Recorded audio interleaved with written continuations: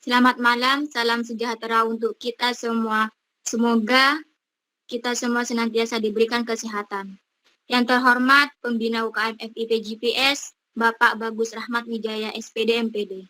Yang kami hormati Sri Yuliani Susanti selaku Ketua Umum UKM FIP GPS. Yang kami hormati Kak Mahrus selaku pemateri pada pelatihan sosial pada malam hari ini. Dan tidak lupa juga seluruh keluarga UKM FIP GPS yang berbahagia. Perkenalkan, nama saya Agustin Mariama selaku moderator pada pelatihan sosial malam hari ini. Sebelum kita mulai, izinkan saya menyampaikan sedikit informasi. Bagi para peserta diharapkan bisa mengumpulkan karyanya pada link yang kami berikan di akhir acara. Untuk karya terbaik akan ada hadiah berupa uang sebesar 50.000 bagi peserta yang dapat memberikan karya terbaiknya sesuai waktu yang telah ditentukan. Acara yang pertama yaitu pembukaan.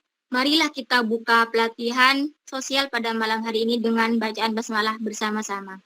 Bismillahirrahmanirrahim. Acara yang kedua, pembacaan tata tertib.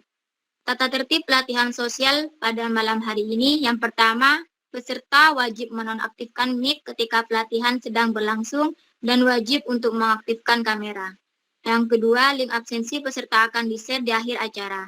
Yang ketiga, peserta dilarang meninggalkan mic kecuali seizin panitia. Yang keempat, username yang digunakan peserta wajib menggunakan nama asli. Yang kelima, peserta dapat mengajukan pertanyaan dengan cara melalui kolom komentar yang disediakan dengan syarat harus diawali dengan kata izin bertanya lalu diikuti dengan pertanyaan. Yang keenam, menggunakan pakaian bebas dan sopan. Yang ketujuh, screenshot pelatihan sebagai bukti di link absensi. Pada pelatihan sosial malam hari ini, kita akan membahas mengenai mewujudkan pemuda yang kritis, kreatif, dan produktif di era modern, yang akan disampaikan oleh pemateri hebat kita. Sebelum ke pemateri, saya akan membacakan CV singkat dari pemateri. Untuk yang bertugas share screen, bisa di-share screen CV dari pematerinya.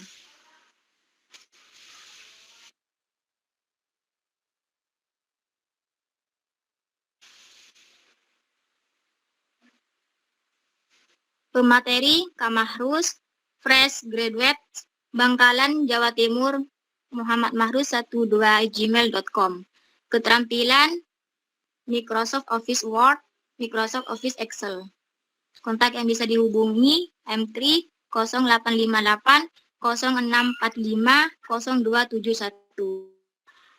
Agama Islam, status single, kewarganegaraan Indonesia, tinggi badan 178, berat badan 68. Pendidikan Universitas Trunojoyo Madura, Bahasa dan Sastra Indonesia, IPK 3,76 2022. Prestasi dan penghargaan, juara 2 lomba debat FIP 2020, juara 2 Voli Dekan Cup 2017, terbaik 2 dan wakil FIP dalam KDMI UTM 2020, mahasiswa lulusan IPK tertinggi PBSI UTM 2022. Pengalaman yang pertama yaitu Bendahara Umum UKM FIP GPS 2019, Menteri Riset dan Pendidikan BMKM UTM 2020, Menko Sosmas BMKM UTM 2021, Kampus Mengajar Kemendikbud, PO PKKMB UTM 2019 sampai 2020. Event yang pernah diikuti Yeski Karakter Building 2017, Mind in and Empowerment and Firework Experience 2018, Kelas Orientasi Legislatif DPM, Webinar Kemendikbud 2020, Forum Diskusi dan Pasar 12 bersama Wakil MPR RI. Yang itu yang di atas mode detail untuk karakter. Yang pertama itu sikap menyenangkan, yang kedua rapi dan teratur, mampu menyelesaikan masalah, pekerja mandiri, mampu bekerja tepat waktu, dan mampu bekerja sama.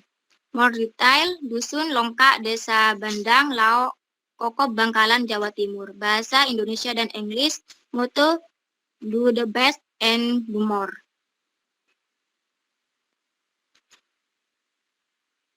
Baik, mohon izin sebelumnya, Kak.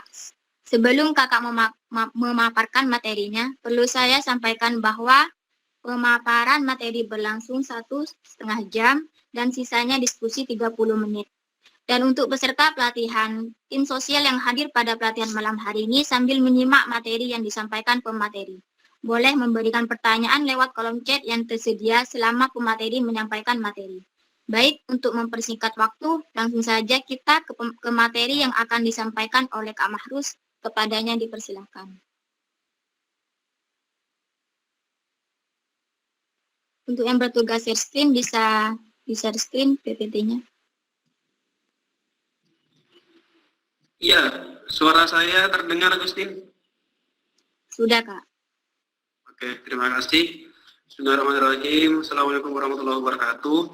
Selamat malam semuanya. Selamat malam teman-teman. GPS ini sebenarnya keluarga saya. Karena dulu saya aktif di GPS itu 3 tahun, dari 2017 sampai 2019 akhir. Masa kepengurusan saya. Teman-teman, nanti kita lebih banyak ke diskusi aja ya. Jadi nanti kita banyak ke sharing saja. Jadi nanti teman-teman boleh menyampaikan pendapatnya masing-masing. Kalian boleh menyampaikan gagasan dan ide kalian. Apa yang saya sampaikan tidak melulu itu cocok untuk digunakan oleh teman-teman. Banyak teori maupun materi yang sebenarnya nanti ini tidak bisa saya sampaikan semua, dan itu nanti boleh teman-teman sampaikan berdasarkan pengalaman kalian dalam berorasi, dalam menghilangkan gugup, dalam berbicara di depan umum, baik itu khotbah, pidato, dan lain-lain. Bisa di slideshow langsung.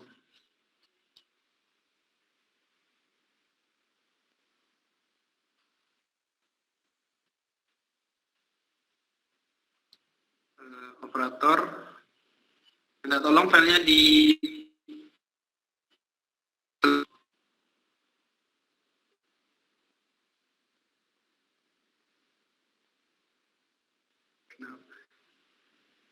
Bentar, Kak.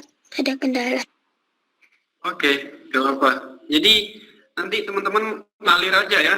Jadi kita nanti sambil diskusi, sambil nanti kalian boleh sambil lalu pertanyaannya disampaikan di kolom komentar. Seperti yang tadi sudah dijelaskan sama Agustin selaku moderator. Saya sambil mulai. Jadi materi kita malam ini itu sebenarnya adalah orasi. Kenapa saya kasih judul public speaking di situ? Karena memang sebenarnya orasi itu merupakan salah satu bagian dari public speaking. Singkatnya bisa dimaknai seperti itu public speaking. Untuk pengertian dari orasi sendiri, orasi itu adalah sebuah seni untuk berbicara di depan umum dengan menyampaikan suatu gagasan tertentu. Kalau di sini kita akan lebih berfokus nanti ke pengertian yang sebenarnya dari orasi itu. Karena kalau kita melihat sekilas dari pengertian orasi, kita tidak akan menemukan makna yang secara vulgar itu menyatakan bahwa orasi itu maknanya seperti ini. Karena memang orasi itu makna kalimat umum, di bawahnya nanti ada pengertian lebih spesifiknya, bahwa orasi itu dibagi menjadi 3. Next. Oke, seperti yang ada di layar teman-teman, orasi itu sebenarnya kalau di dalam Kamus Besar Bahasa Indonesia yang memang menjadi panduan kita dalam berbahasa, apapun yang menjadi pedoman kita ketika kita melaksanakan penelitian ataupun memberikan sebuah makna, acuan yang sangat kuat untuk bisa kita jadikan sebuah referensi itu adalah KBBI. Kalau di KBBI kita mengenal orasi itu dalam 3 aspek kata. Yang pertama ada pidato, kemudian yang kedua itu ada pidato ilmiah, kemudian yang ketiga itu ada khotbah. Itu secara singkatnya ya teman-teman. kenapa kemudian orasi itu tidak dimaknai secara langsung? Karena orasi itu, sekali lagi saya tekankan, jadi nanti teman-teman besok-besok jangan sampai kalian salah paham terkait makna orasi. Jadi kalau teman-teman kadang mendengar istilah ada orasi ilmiah, di kampus kita kan sering ya, biasanya di gedung pertemuan ataupun di lantai 10 kita mendengar istilah orasi ilmiah oleh Menteri Kemendes PDTT. Misalkan kemarin waktu ada Pak Menteri Desa ke kampus UTM, itu kan beliau menyampaikan orasi. Rata-rata orang yang sifatnya ataupun statusnya itu beliau adalah seorang akademisi, misalkan contohnya sekelas menteri, gubernur, bupati, ataupun seorang presiden pun biasanya seringkali itu mengisi yang namanya orasi ilmiah. Nah, sebenarnya orasi ilmiah yang ditujukan ataupun disampaikan di sana itu lebih ke orasi yang sifatnya pidato akademik. Nanti kita akan bahas itu di bawah. Next ke selanjutnya. Oke, seperti yang sudah tadi saya sampaikan bahwa orasi itu meliputi 3 aspek. Yang pertama itu ada pidato. Pidato itu kalau kita baca di situ merupakan pengungkapan suatu pikiran, suatu gagasan terhadap banyak orang di depan umum. Itu secara maknawi saya ya. Jadi saya mendefinisikannya itu seperti itu. Nanti kalau teman-teman lihat di KBBI ataupun lihat di sumber-sumber yang lain, kalian nanti akan melihat banyak versi pengertiannya. Tapi kalau saya sendiri mengartikan pidato itu seperti itu. Kenapa saya maknai seperti itu? Karena memang gampangnya yang seperti itu. Pidato itu kita menyampaikan sebuah gagasan dengan maksud tertentu ke hadapan ataupun ke muka umum atau di depan banyak orang. Seperti itu. Kalau yang kedua, lanjut. Khotbah. Kalau khotbah itu sebenarnya masuk juga ke pidato, akan tetapi aspek ataupun konten yang dibawakan, nanti gagasan yang dibawa dalam pidato yang berbentuk khotbah, itu lebih ke religi, lebih ke bahan ajarnya itu lebih ke agama. Jadi tuntutan agama, misalkan kalau kita identiknya ya mendengar kata khutbah itu kan biasanya disandingkan dengan sholat Jumat. Akan tetapi tidak selalu seperti itu sebenarnya. Karena memang kita kan plural ya. Kita negara yang pluralisme, bahwa kita itu berbeda-beda. Ada agama Islam, ada agama Buddha, ada agama Hindu dan lain sebagainya. Jadi sebenarnya kata khutbah itu kalau kita bisa maknai, memang selama ini apalagi kita sebagai orang muslim pasti kalau mendengar kata khutbah itu selalu terfokus bahwa itu khutbah Jumat, khutbah yang disampaikan oleh seseorang ketika sholat Jumat kepada para jemaahnya. Mungkin seperti itu.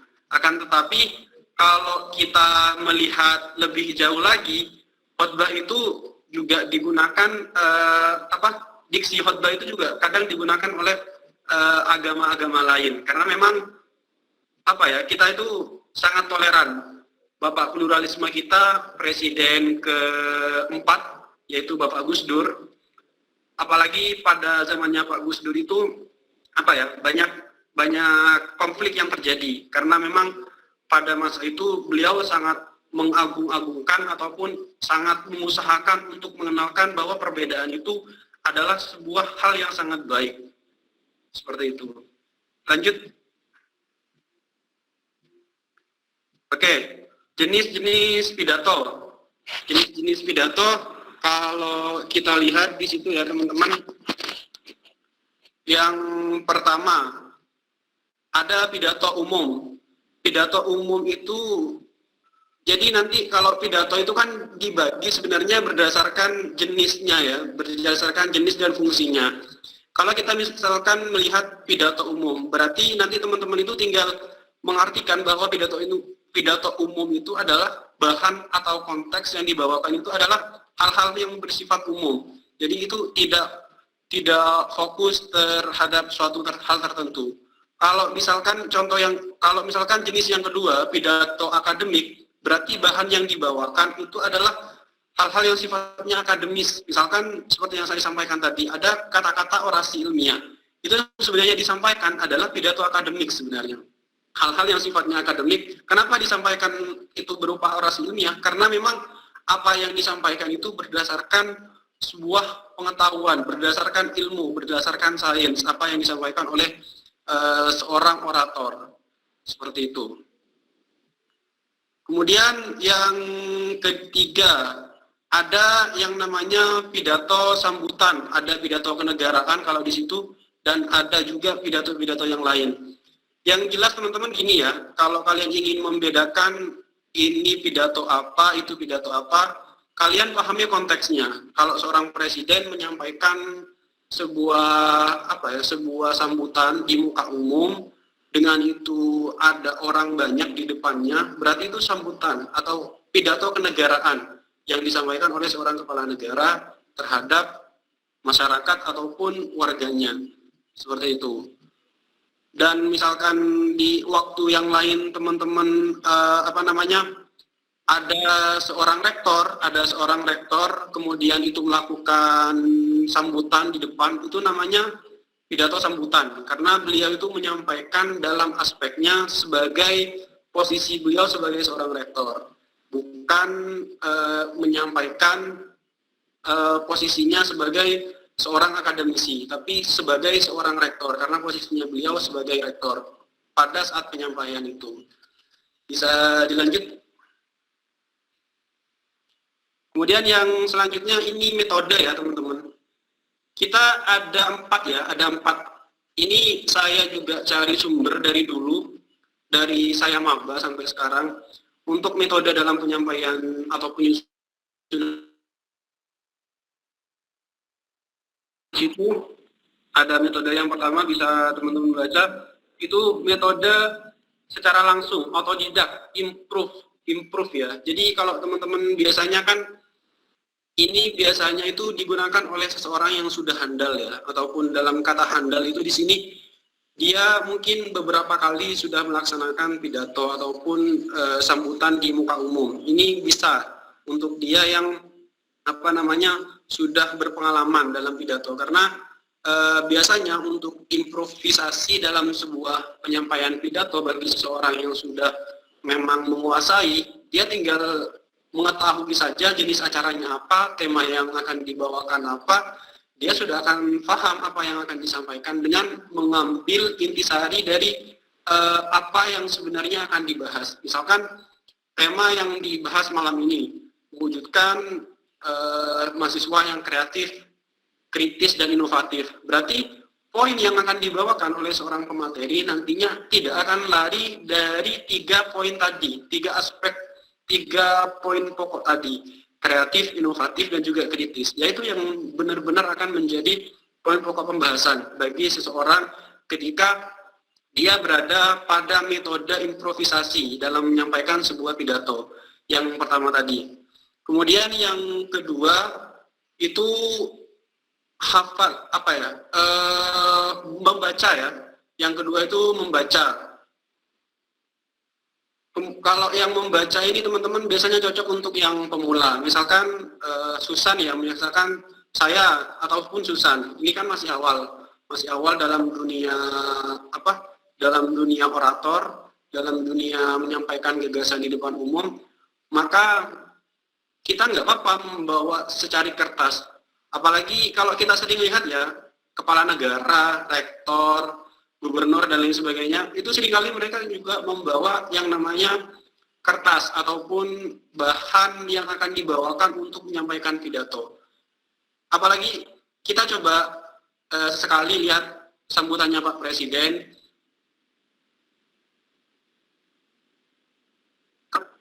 kertas, supaya memang apa yang akan disampaikan itu nanti tersusun dengan rapi. Karena memang untuk hal-hal seperti ini itu sangat baik, akan sangat membantu daripada nanti gagasan yang kita bawa itu tidak sampai kepada para audiens yang mendengarkan.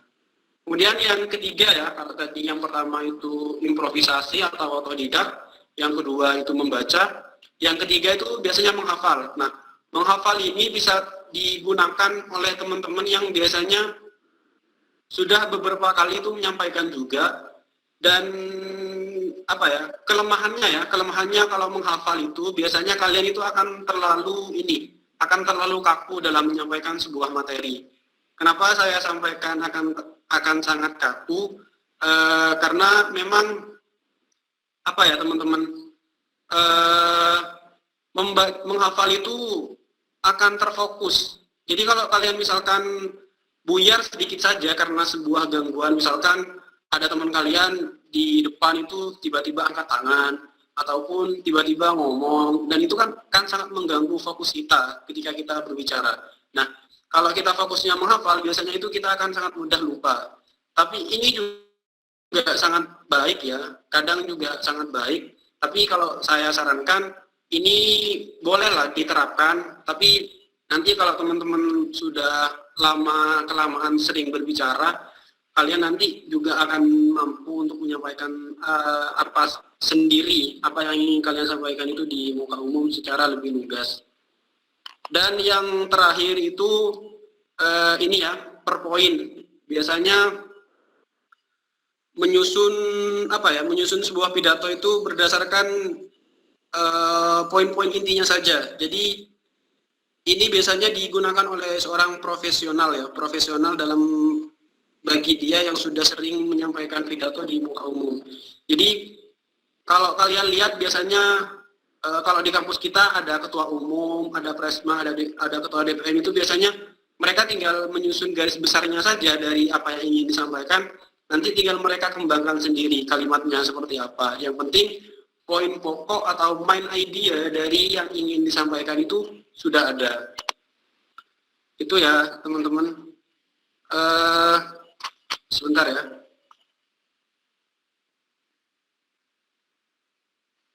Sebentar. Ini jaringannya. Sebentar.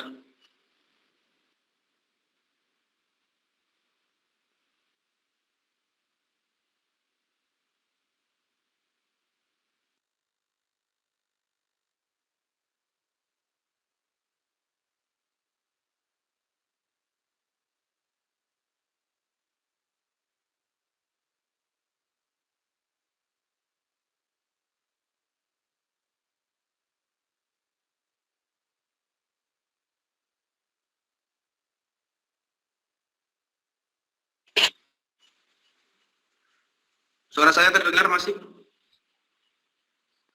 Masih, Kak. Oke. Jadi teman-teman, dari 4 metode yang tadi, kalau bagi teman-teman yang masih pemula, sebenarnya yang paling baik untuk digunakan, langkah ataupun metode yang sangat baik itu, kalian bisa pakai metode yang nomor 3 dipadukan dengan yang nomor 2, yaitu menghafal sama membaca. Itu masih sangat baik ya, karena kita itu masih bisa terhindar dari kemungkinan salah. Kalau bagi saya pribadi, bagi seorang pemula, jangan sampai kalian takut untuk memulai ya, jangan takut untuk memulai. Kalian lebih baik mencoba. Tapi kalau memang itu misalkan acaranya sudah sangat resmi dan kalian takut malu, sebaiknya kalian sudah ada persiapan. Jadi istilahnya itu sedia payung sebelum hujan. Jadi kalian bisa pakai metode yang menghafal sama yang membaca tadi sebagai upaya kalian untuk menghindari kesalahan-kesalahan yang sekiranya itu bisa muncul dalam kegiatan kalian menyampaikan sebuah pidato tadi. Bisa dilanjut, nggak apa-apa? Oke, selanjutnya cara membuat teks orasi. Jadi ini cara membuat ya, bukan struktur dari teks pidato ataupun struktur dari khotbah. Tapi ini lebih ke cara membuat teks orasi. Cara membuat teks orasi, baik itu khotbah, pidato, dan lain-lain, itu yang pertama kalian tentukan tujuannya. Jadi yang pertama harus kalian lakukan untuk membuat ataupun menyusun sebuah teks orasi ataupun teks pidato, nantinya kalian pahami keadaan. Kalian mau membuat pidato itu untuk siapa? Kalau nanti tujuannya teman-teman anak SMP, jangan terlalu kaku kalimat-kalimat yang kalian gunakan. Jangan kemudian itu terlalu terlalu monoton dan lain sebagainya.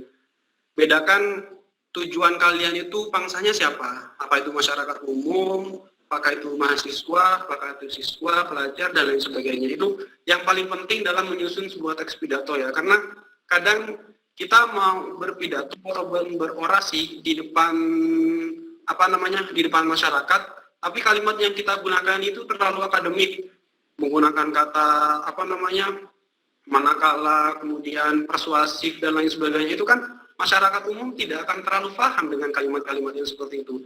Jadi aspek kebahasaan itu sangat menentukan apa yang ingin kita sampaikan itu nanti dipahami apa tidak oleh para audiens yang mengikuti apa yang kita sampaikan, seperti itu. Kemudian kalau kita nanti sudah melihat tujuan kita membuat pidato itu apa, untuk siapa, dan keadaannya nanti akan seperti apa. Langkah yang kedua itu kalian menyusun kerangkanya. Misalkan kalian ingin membuat pidato tentang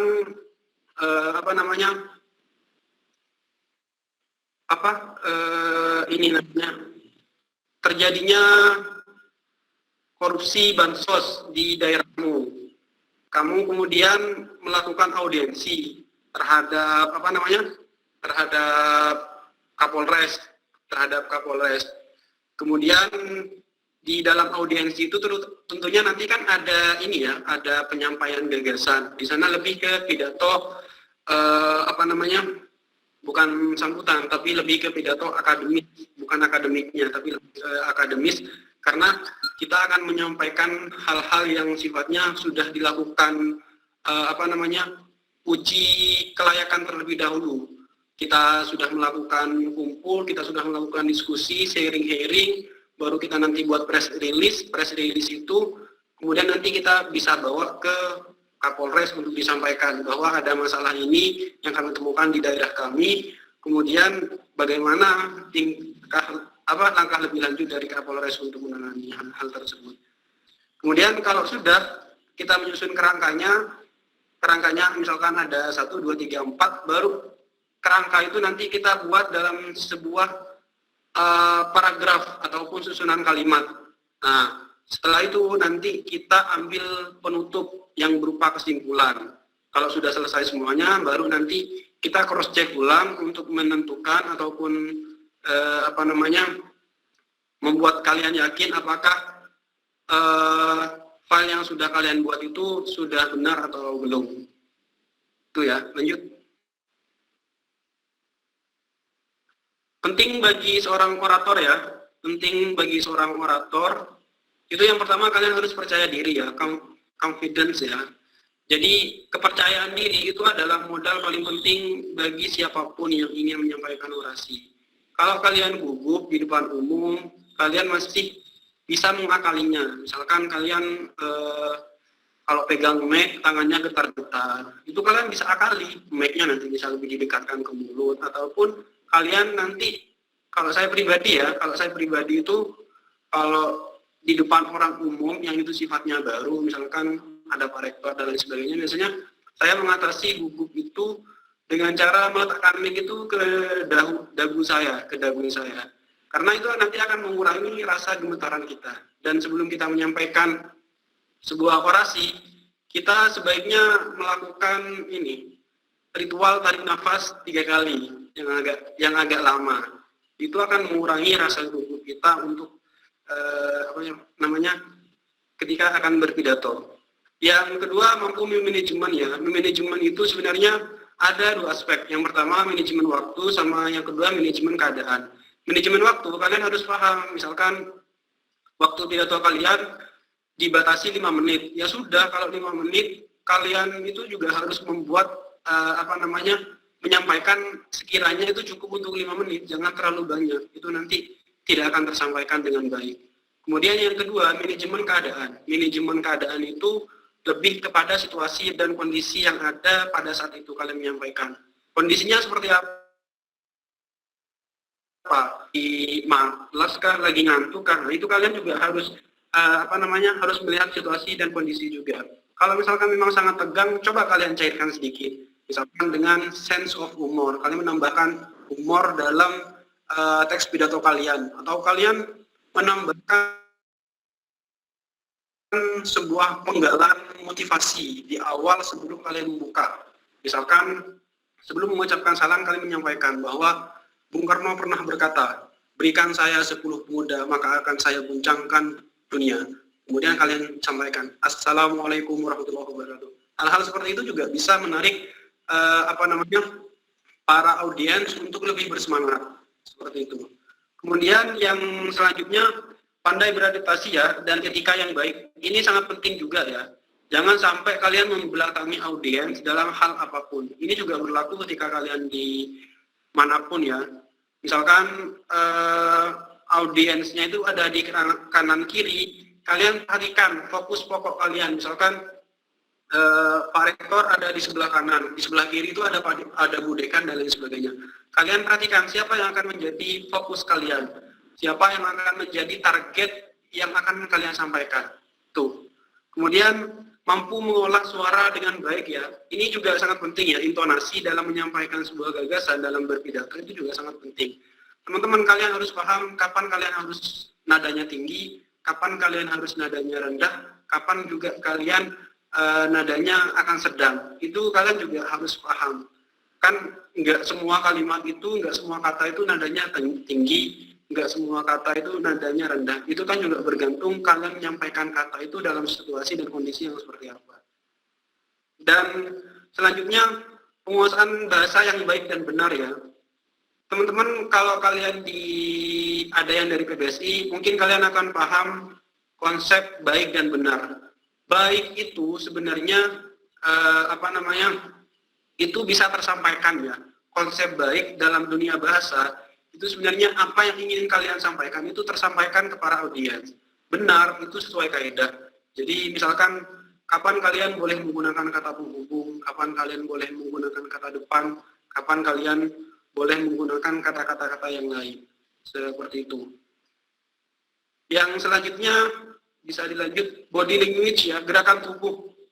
Seperti yang sudah saya sampaikan tadi, gerakan tubuh itu sangat berpengaruh ya. Jadi kalau kalian sambutan, itu sambutan formal, kurangi gerakan, kurangi hal-hal yang tidak perlu, gerakan yang tidak perlu. Misalkan kalian kebiasaan garuk kuping ataupun kebiasaan garuk kepala, kalau itu dalam situasi formal, itu usahakan sangat dihindari. Karena itu akan mempengaruhi penilaian orang lain ataupun para audiens terhadap kalian. Berarti kalian itu dianggap gugup, kalian itu akan dianggap tidak siap dan belum mampu untuk menyampaikan pidatonya secara baik. Seperti itu ya. Jadi gerakan tubuh itu ambil yang seperlunya saja. Misalkan ya sudah, kalian misalkan kalau mau gerak itu jempolan kaki saja, jempolan kaki biar lebih rileks ya, biar lebih rileks. Nanti badannya kalian bolehlah jempolan kaki itu digerak-gerakin karena itu kan tidak akan terlalu terlihat. Tapi untuk anggota tubuh yang lain, kalau bisa itu dihindari, karena itu akan sangat berpengaruh terhadap nanti apa yang akan menjadi penilaian orang lain terhadap kalian. Yang selanjutnya itu nanti penampilan ya, sangat berpengaruh. Misalkan teman-teman dalam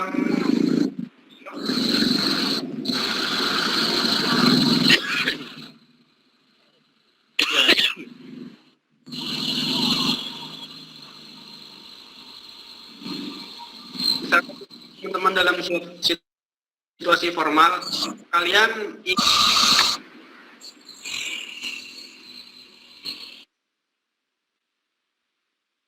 ingin sambutan dalam kegiatan posisinya sebagai ketua umum.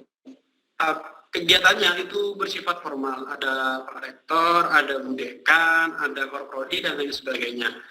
Akan tetapi kalian pada saat itu menggunakan hem pendek ataupun malah menggunakan kaos, itu kan sudah sangat berpengaruh. Jadi penampilan itu sangat berpengaruh juga terhadap apa yang akan menjadi penilaian, dan juga penampilan akan sangat mempengaruhi kepercayaan diri kalian.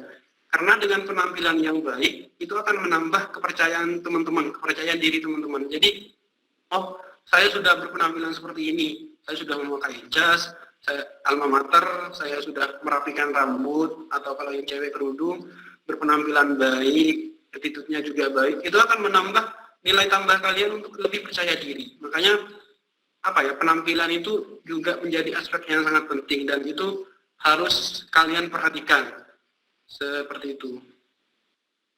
Kemudian ada berpikir cepat, kemudian reputation ya, dan humor dan teknik mikrofon. Ini mungkin tadi sudah saya bahas ya, yang teknik mikrofon sama humor. Jadi teman-teman, selain humor yang bisa teman-teman lakukan ataupun teman-teman selipkan dalam penyampaian sebuah pidato ataupun pidato itu baik pidato sambutan dan lain sebagainya, itu adalah kutipan-kutipan kata-kata motivasi ataupun kalimat motivasi yang itu akan menambah semangat dan gemuruhnya orang-orang yang sedang mendengarkan apa yang kalian sampaikan. Tapi kembali ya, saya sampaikan itu lihat situasi dan kondisi. Yang paling penting bagi teman-teman, kalau kalian ingin menyampaikan pidato ataupun apapun, kalian perhatikan target kalian itu siapa. Itu yang paling penting. Dan bisa dilanjut. Ini ya, yang ini mungkin berlaku untuk siapapun ya. Tidak ada rahasia hebat. Seseorang itu bisa karena mereka berani mencoba dan bangkit ketika mereka mengalami kegagalan. Ini entah di dunia usaha, entah di dunia leadership, entah di dunia sosial dan lain sebagainya. Ini akan terus berlaku sampai kapan. Jadi sekarang itu sudah era zamannya kita saling berlomba-lomba ya, saling berlomba-lomba untuk menjadi yang terbaik. Jadi kalau teman-teman hanya pada pada posisi kalian takut terus, kalian tidak akan mau pernah mencoba, itu kalian akan stagnan, tidak akan berkembang. Makanya kalau boleh saya sarankan nanti teman-teman ketika kalian ada peluang, ada kegiatan, kalian itu harus di barisan paling depan. Saya ingin menjadi ketua pelaksana, saya ingin menjadi si acara. Jangan kemudian kalian berebut mau jadi si konsumsi, mau jadi si kesehatan, ataupun mau jadi si perlengkapan. Ya, sesekali nggak apa-apa, karena kita kan juga butuh mutasi ataupun butuh yang namanya lingkungan baru. Akan tetapi paling tidak teman-teman sebelum itu kalian mengusahakan untuk menempati posisi yang lebih strategis, misalkan di si acara ataupun triple ataupun ketua pelaksana. Itu sangat bagus untuk perkembangan teman-teman. Seperti itu. Dilanjut. Faktor pembentuk seorang speaker ya, ataupun pembentuk seorang pembicara, itu ada 3 faktor. Yang pertama itu adalah sejak lahir. Sejak lahir ini sangat sedikit ya, tapi yang jelas ini ada. Orang yang pintar sejak lahir itu ada. Yang jelas ini faktornya adalah, kalau kita dalam Islam mengenalnya faktor keturunan ya, karena anaknya ini, tapi ini tidak melulu ya. Ini mungkin bisa dikatakan 5/100 lah, ataupun 3/100, karena sangat sedikit. Yang kedua karena faktor lingkungan. Karena faktor lingkungan ini biasanya karena mengikuti situasi yang ada. Misalkan saya backgroundnya orang yang tidak pernah tahu bagaimana berpidato. Terus saya itu diletakkan di sekolah yang mana di sana sangat mengutamakan public speaking. Maka secara tidak langsung meskipun saya tidak belajar, saya itu akan terpengaruh karena faktor lingkungan. Yang terakhir itu karena faktor latihan. Ini yang sangat yang sangat umum dan pasti banyak orang lakukan karena faktor latihan ini sangat alamiah ya. Ini karena faktor usaha, karena faktor kerja keras, teman-teman menjadi seseorang yang bisa. Seperti itu. Bisa dilanjut? Ini cara menghilangkan nervous ya. Yang pertama, mempersiapkan dan melakukan latihan. Jelas ya, kalian itu harus prepare apa yang ingin kalian lakukan. Kalau kalian ingin berpidato ya, ataupun ingin memberikan sebuah sambutan, paling tidak teman-teman yang harus dilakukan itu, kalian punya bahan pidatonya. Kalau masih awal ya, kalian itu punya bahan apa yang akan disampaikan. Bahan itu kalian kan nanti susun, entah itu bisa cari di internet, tanya ke senior, tanya ke teman. Pokoknya kalian harus ada. Jangan kalau masih awal ya, jangan kemudian karena misalkan kalian pernah berpidato sekali saja, tapi selanjutnya kalian mau langsung otodidak atau langsung improve di tempat. Jangan, itu penting dihindari. Paling tidak kalian menyusun kerangka apa yang ingin kalian sampaikan, apa saja poin-poin yang ingin kalian sampaikan. Itu. Kemudian yang kedua, perhatikan penampilan. Perhatikan penampilan kalian. Penampilan kalian itu nanti sudah sesuai nggak dengan acara. Misalkan kalian sama panitia disuruh memakai jas, tapi kalian malah memakai PDH, itu kan sudah tidak sesuai. Ketika nanti kalian sudah tidak sesuai nyampe ke sana, itu akan mengurangi kepercayaan diri kalian. Makanya penampilan itu sudah sangat akan berpengaruh. Perhatikan gaya rambut, pakaian dan lain sebagainya, itu juga akan sangat berpengaruh, teman-teman. Dan yang terakhir yang harus kalian perhatikan ini teman-teman, target sasaran kalian. Kalian mau sambutan di depan siapa saja, itu juga harus sangat diperhatikan. Kemudian yang kedua, mencari pengalaman. Ini juga sangat penting ya. Mencari pengalaman itu di mana saja ya. Kalian mencari pengalaman itu bisa membentuk sendiri ataupun kalian saling bertukar pikiran pada teman-teman yang lain. Misalkan kalau kalian latihan sendiri ya, kalian sekarang kan sudah era zamannya teknologi, jadi teman-teman itu bisa belajar mandiri di rumah. Kalau saya itu kalau ada waktu luang, biasanya saya selalu berusaha untuk menyusun kalimat sendiri dengan dengan versi saya. Jadi misalkan saya ada sebuah tema, ya udah tema satu itu coba saya kembangkan sendiri. Latihan-latihan seperti itu sebenarnya sangat efektif ya kalau bagi saya. Mungkin bagi beberapa teman-teman itu juga akan efektif. Tapi kalau kalian tidak mau memakai cara yang itu, kalian juga bisa memakai cara yang kedua, yaitu kalian bisa sering berbicara di depan cermin. Itu juga sangat efektif. Selain kalian akan pandai untuk berbicara, itu juga akan akan memperlihatkan kalian itu seperti apa kalau sedang berpidato. Apa tatapannya selalu ke bawah, atau tatapannya kurang tegas, ataupun kalian kurang gerakan tangannya terlalu kaku dan sebagainya. Itu akan sangat membantu kalau kalian sering latihan di depan cermin. Kalian nggak usah malu ya, nggak usah males. Yang jelas kalau kalian pengen ya kalian harus berusaha. Kalau yang cara yang ketiga, teman-teman perbanyak membaca. Jadi orang bisa improve karena itu dia sudah dia itu di otaknya itu sudah banyak literasinya, literatur ataupun referensi yang ingin dia sampaikan. Jadi orang-orang penting, orang-orang petinggi, pejabat dan lain sebagainya, kenapa dia kalau pidato itu kadang nggak perlu pakai teks dan lain sebagainya? Karena memang di otaknya itu memorinya sudah banyak sekali ilmu, pengetahuan dan juga referensi. Jadi dia itu sudah terbiasa dengan hal seperti itu, jadinya dia tidak perlu lagi untuk mencari bahan. Tapi kalau buat kita yang pemula, termasuk juga saya, itu sebaiknya kita sering-sering membaca lah, sering-sering membaca berita dan lain sebagainya. Dari situ nanti kita secara tidak langsung itu akan membentuk kemampuan kita dalam berkomunikasi, kemampuan kita dalam berpidato. Mulai dari runtutan pembacaan kalimatnya dan lain sebagainya. Itu akan sangat membantu teman-teman sekalian.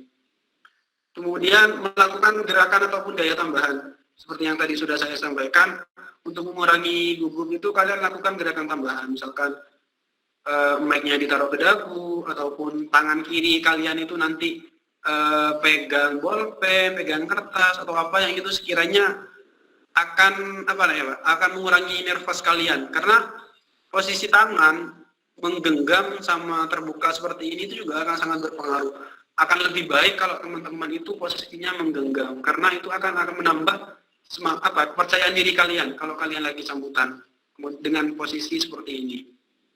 Dan juga yang paling penting juga itu tatapannya teman-teman ya. Tatapan kalian itu nanti akan sangat berpengaruh kalau kalian melakukan sambutan.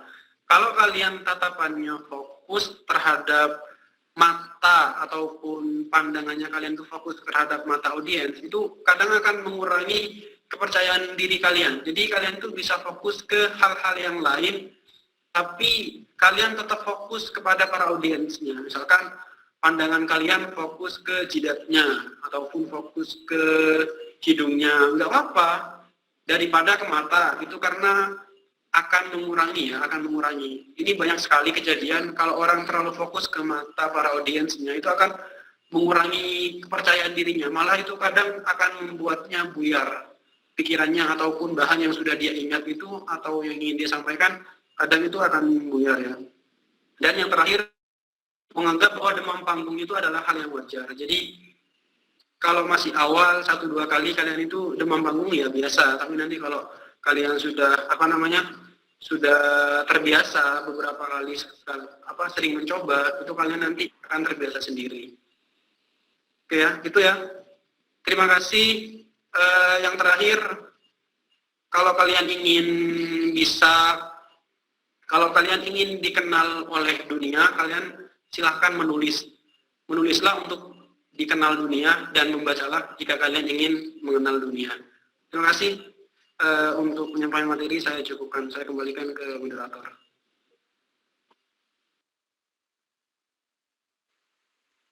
Baik, terima kasih atas penyampaian materi yang disampaikan. Untuk selanjutnya sesi diskusi. Kepada seluruh peserta yang ingin bertanya bisa raise hand terlebih dahulu atau menuliskan di kolom komentar dengan syarat diawali dengan kata izin bertanya diikuti pertanyaan.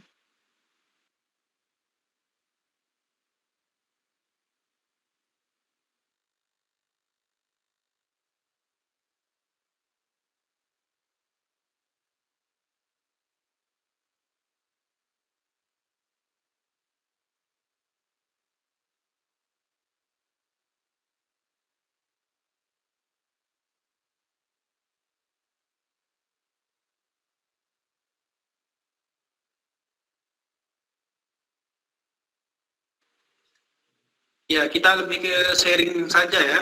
Jadi teman-teman boleh kalian sharing tentang pengalaman kalian ataupun kejadian yang pernah kalian alami ketika di kelas ataupun ketika sebuah acara, bahkan di rumah. Kan banyak sekali ya kejadian-kejadian seperti itu. Termasuk saya dulu kalau sesi seperti ini itu saya lebih senang sebenarnya diskusi. Jadi kita lebih berbicara realistis saja, keadaan di lapangan itu seperti apa yang pernah kalian alami, kemudian kalian cara menanggulanginya itu juga seperti apa. Nanti bisa kita diskusikan hal-hal yang seperti itu sangat baik.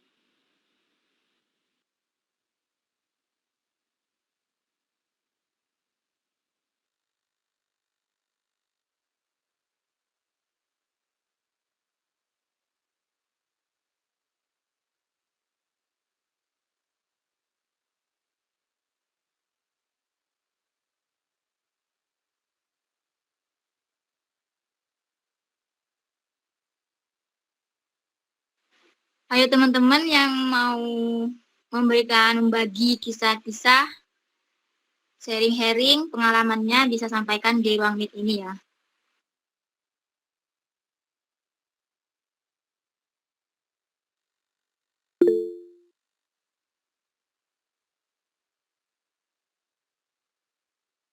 Baik, untuk Kak Hoirul, mungkin mau sharing pengalamannya bisa disampaikan. Assalamualaikum warahmatullahi wabarakatuh. Warahmatullahi wabarakatuh. Izin bertanya Kak, mohon maaf sebelumnya saya pakai suara dikarenakan untuk bertanya melalui chat itu kurang gimana gitu. Di sini saya ingin bertanya tentang pidato tentang impromptu. Di situ kan pasti ada kelemahan dan kekuatan di pidato tersebut, dan di situ saya agak sedikit kurang paham lah tentang kelemahan dan kelebihan tentang pidato impromptu tersebut. Seperti itu. Terima kasih.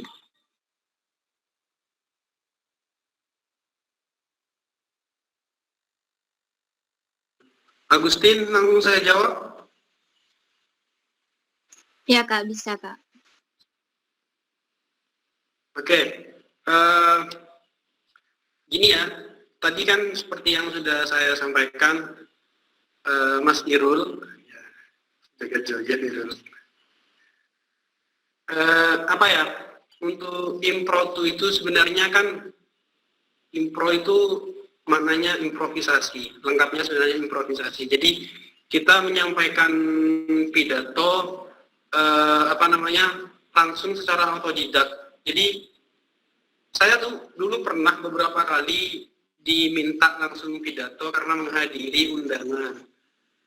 Saya akan aktif di BMKM itu selama 3 tahun, dari 2019 sampai 2021. Beberapa kali saya diundang sama UKM Undip itu, datang karena mewakili BEM, kemudian disuruh sambutan. Otomatis sambutan yang saya sampaikan itu sifatnya impromptu, karena itu metode impromptu. Kenapa? Karena itu secara otodidak saya harus menyampaikan penyampaian mewakili ketua BEM yang berhalangan hadir pada masa itu. Untuk kelebihannya sebenarnya yang pertama efisien waktu ya, karena kita tidak perlu menyusun kerangka, tidak perlu membuat skrip dari naskahnya dan lain sebagainya. Itu sangat efisien sekali. Untuk kekurangannya jangan digunakan oleh pemula, karena ini sangat tidak baik. Kenapa saya katakan tidak baik? Karena kalau bagi pemula, apalagi dia masih suka nervous, itu akan menjadi pengalaman yang sangat buruk bagi dia. Bisa saja nanti setelah itu dia akan merasa frustasi, karena misalkan dia di tengah ataupun di awal itu sudah langsung down, sudah tidak tahu apa yang mau disampaikan, itu akan sangat berpengaruh. Jadi kelemahannya itu sebenarnya itu hanya bisa digunakan bagi mereka yang sudah punya pengalaman. Bagi mereka yang masih pemula sangat tidak dianjurkan. Sebaiknya menggunakan metode hafalan ataupun metode membaca terlebih dahulu.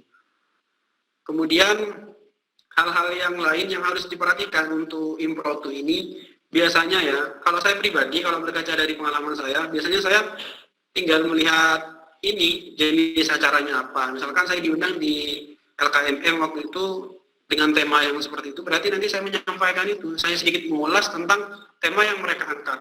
Kemudian UKM-nya itu bergerak dalam bidang apa, prestasi yang pernah diraih, harapan dari kegiatan itu, itulah yang kita ulas sebenarnya.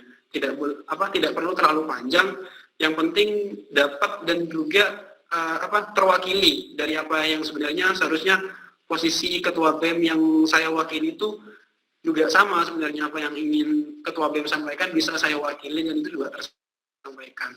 Itu sih kalau kelemahannya dan kelebihannya itu, Rul, singkatnya seperti itu. Karena impromptu itu kalau Irul bisa sih, kayaknya udah bisa. Jadi bagi orang yang senang ngomong biasanya ini lebih gampang.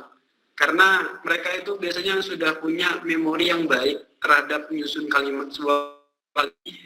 Ya meskipun saya dulu juga pernah ngasal ya, jadi pernah tuh dulu ngasal ketika berbicara, karena memang saya nyoba-nyoba, ini pakai metode ini enak kan, saya terus maju ke depan, ternyata di tengah-tengah itu ngeblank.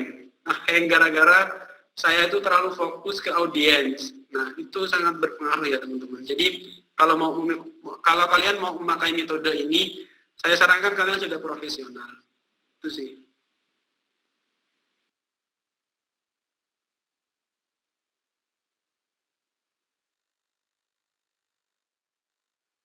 Ya kalau mau ditanggapi, nggak apa-apa.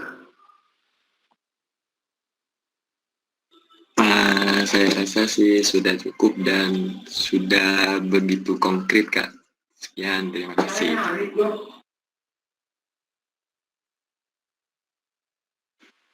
Baik, untuk teman-teman yang masih ingin bertanya atau menyampaikan sharing pengalamannya bisa disampaikan langsung di room meet ini.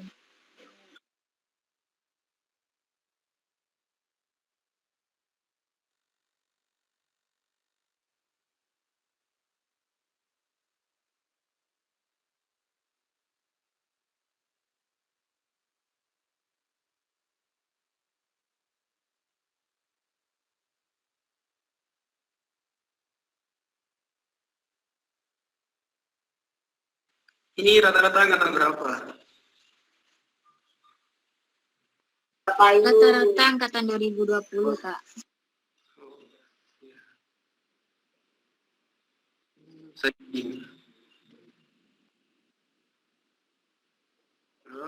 Irul lawak 2021. Baik, di sini ada sebuah pertanyaan dari Kak Saidin.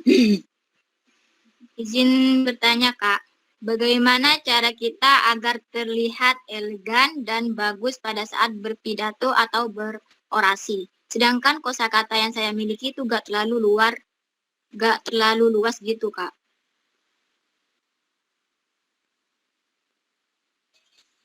Iya, jadi sebenarnya ini ya teman-teman ya, yang paling penting itu kalian perhatikan dulu, orasi itu kan seorang orator, biasanya kan orator itu ada yang sifatnya formal, ada semi formal, dan juga ada yang non formal.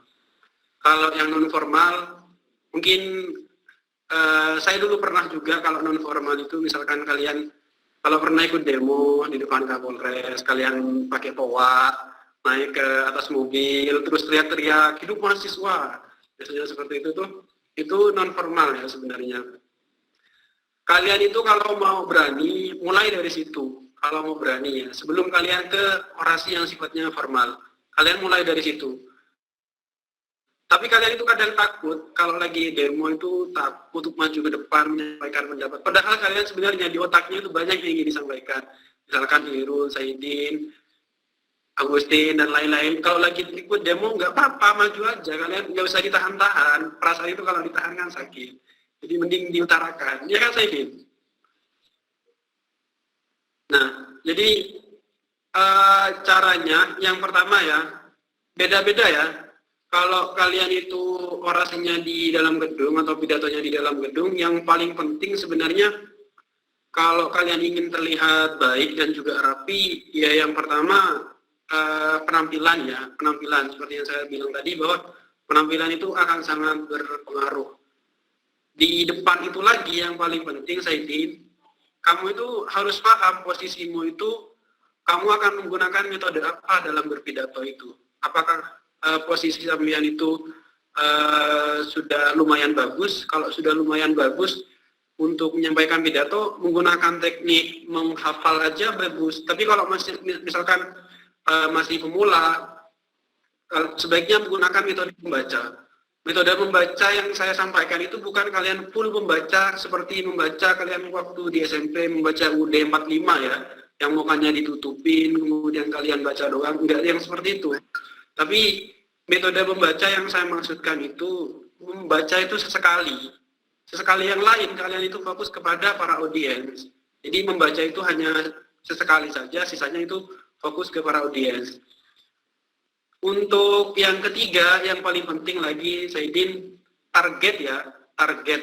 Jadi seperti yang sudah saya sampaikan, target yang kalian akan sampaikan itu siapa? Kamu itu harus paham, apakah itu nanti acaranya, misalkan diklat GVS, kamu sebagai ketua pelaksana, berarti targetnya kan para maba yang akan ikut diklat. Kalau itu misalkan seminar, berarti kan di sana nanti akan ada dekan, akan ada undangan-undangan yang lain, berarti kan formasi kalimatnya ataupun cara penyampaiannya juga harus berbeda, karena itu akan sangat berpengaruh juga. Kemudian yang ketiga, yang paling penting itu tadi ya, kalau sudah di atas, kuasai body language-nya. Body language itu kan gerakan tubuh. Jangan menggunakan gerakan tubuh yang berlebihan. Kadang ada, saya itu beberapa kali juga lihat, apa orang itu nggak bisa diem, jalan ke kanan, jalan ke kiri, apa itu cara mereka untuk menghilangkan nervous dan lain sebagainya, saya juga kurang paham. Tapi hal-hal seperti itu kalau di acara formal sebaiknya dihindari ya. Kalian itu body language itu yang saya sampaikan sebenarnya lebih ke gerakan-gerakan kecil. Misalkan kalian menggerakkan jempol bawah itu nggak apa-apa, nggak bakal kelihatan. Apalagi kalian misalkan memakai sepatu itu wes aman. Kemudian cara yang lain itu kamu itu bisa menggunakan seperti yang saya bilang, tangan kiri itu pegang apa gitu, misalkan pegang bolpen, atau paling enggak kalau saya nggak mau pegang-pegang, tangannya itu digenggam, jangan terbuka. Itu akan mengurangi kepercayaanmu kalau terbuka.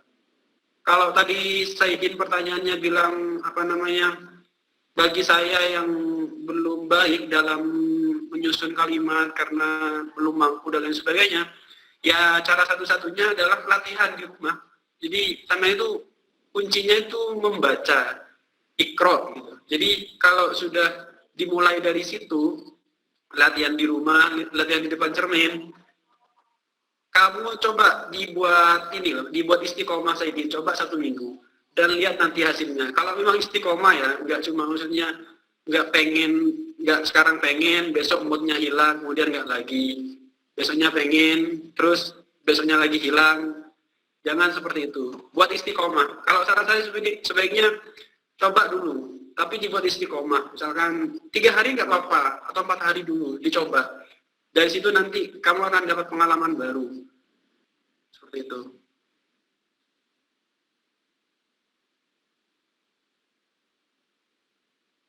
Untuk Kak Zaidin, apakah jawaban dari pemateri sudah jelas? Gini ya, Ya, masih bersangkutan sama pertanyaan yang sebelumnya, itu apakah pada saat orasi ataupun pidato itu harus menggunakan apa ya namanya ya,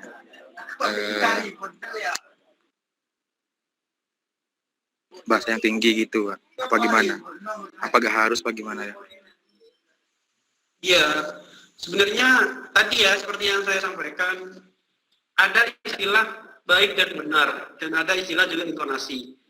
Baik itu, Saidin, bahasa yang kita sampaikan itu tersampaikan, yang ingin kita sampaikan itu tersampaikan, itu konteks baik. Jadi meskipun bahasamu amburadul mau seperti apapun, tapi konteks ataupun gagasan yang ingin kamu sampaikan itu diterima ataupun tersampaikan kepada para audiens, itu kamu dianggap berhasil.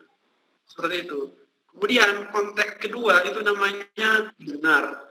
Konteks benar itu sebenarnya lebih berlaku kepada konsep berpidato ataupun orasi di acara-acara yang formal. Tapi kalau acara-acara non formal nggak apa-apa.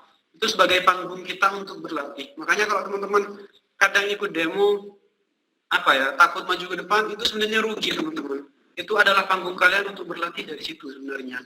Dan dari situ tuh kalian akan memupuk rasa jiwa keberanian kalian itu akan lebih tinggi daripada kalian mencoba pidato langsung di acara formal. Saya lebih menyarankan kalian untuk mencoba berpidato ataupun berorasi itu di acara non formal, karena suasananya itu akan lebih menantang dan itu akan lebih membangun kepercayaannya teman-teman, membangun kepercayaan diri kalian seperti itu.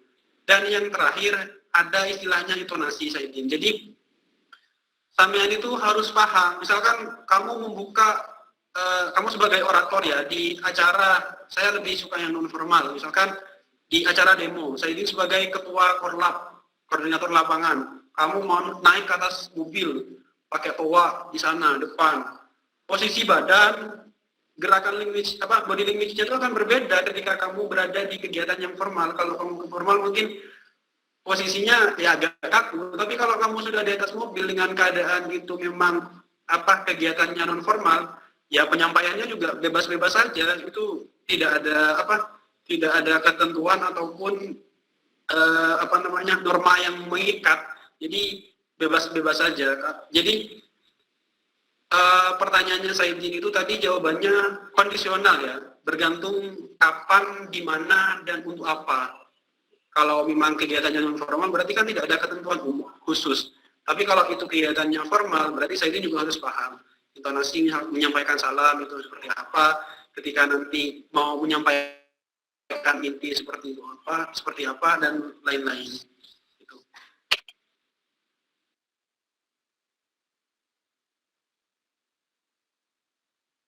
Bagaimana untuk Kak Zaidin, apakah sudah cukup jelas penyampaian jawaban dari pematerinya? Ya, alhamdulillah sangat jelas. Terima kasih, Kak. Baik, untuk itu mungkin dari teman-teman masih ada yang mau ditanyakan, bisa langsung bertanya di kolom chat atau enggak raise hand di Zoom Meet. Ini angkatan maba nih, mana angkatan maba? Siapa angkatan 21 dulu? Kamu jangan ikut-ikut dulu.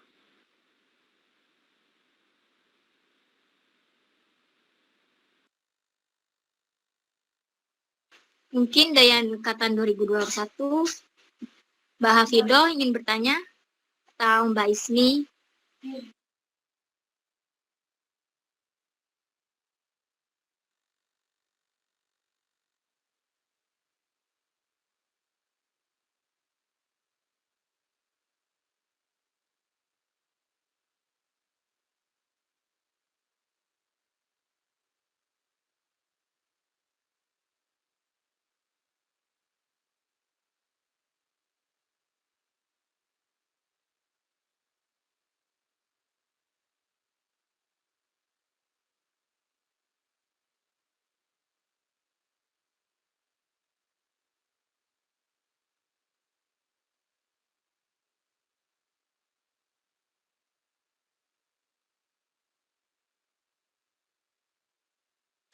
Oh ya, untuk Mbak Fido, apakah ingin bertanya? Katanya mau tanya itu di room chat.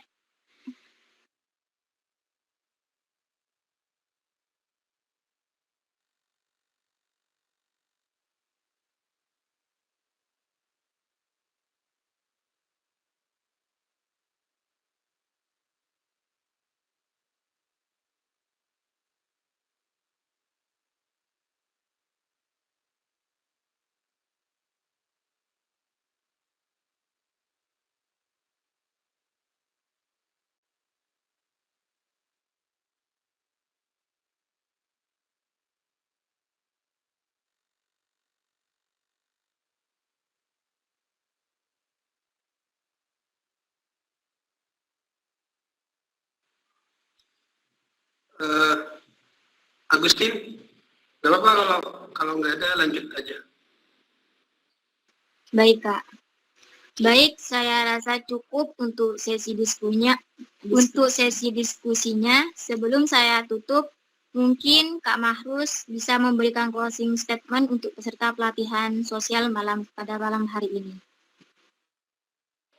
Ya, teman-teman, terima kasih atas waktunya, atas semuanya pada malam hari ini. Dan bagi yang bertanya, tadi ada Mas Irul yang mengaku angkatan 2021 dan ada Mas Aidin.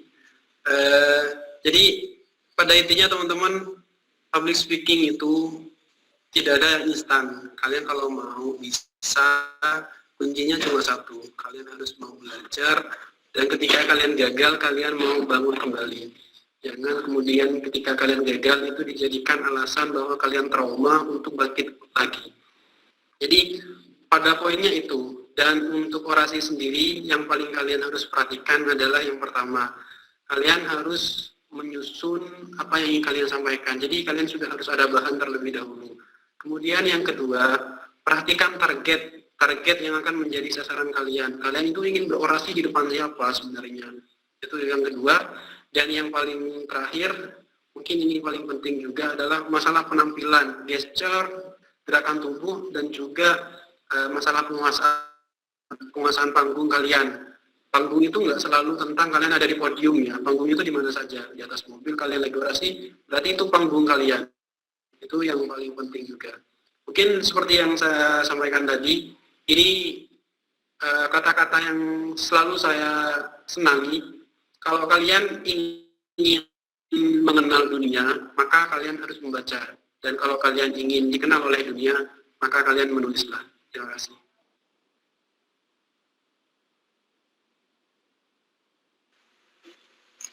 Baik, terima kasih Kak untuk penyampaian materinya dan closing statement-nya. Untuk kesimpulan pada pelatihan sosial malam hari ini, yaitu orasi adalah sebuah pidato atau komunikasi secara lisan tentang sesuatu isu yang disampaikan kepada halayak umum atau masyarakat luas. Baik, untuk selanjutnya, bagi para peserta pelatihan sosial, diharapkan jangan keluar Google Meet terlebih dahulu karena link presensi akan di-share di akhir acara. Dan kepada peserta pelatihan sosial, jangan lupa men-screenshot untuk bukti absensi. Saya pamit ya.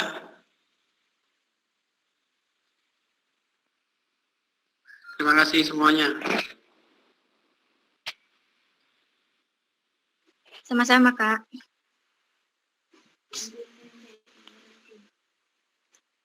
Alhamdulillahirrabbilalamin. Pelatihan sosial pada malam hari ini berlangsung dengan baik. Saya ucapkan terima kasih kepada Kak Mahrus dan juga saya ucapkan terima kasih kepada peserta pelatihan sosial yang sudah bersedia gabung dari awal sampai akhir. Saya selaku moderator mohon maaf yang sebesar-besarnya apabila ada kesalahan dari awal hingga akhir baik disengaja maupun tidak. Semoga ilmu yang kita dapatkan akan semakin bermanfaat ke depannya. Harta semakin hari semakin habis, tetapi ilmu semakin hari semakin bertambah. Sekian, Assalamualaikum warahmatullahi wabarakatuh. Waalaikumsalam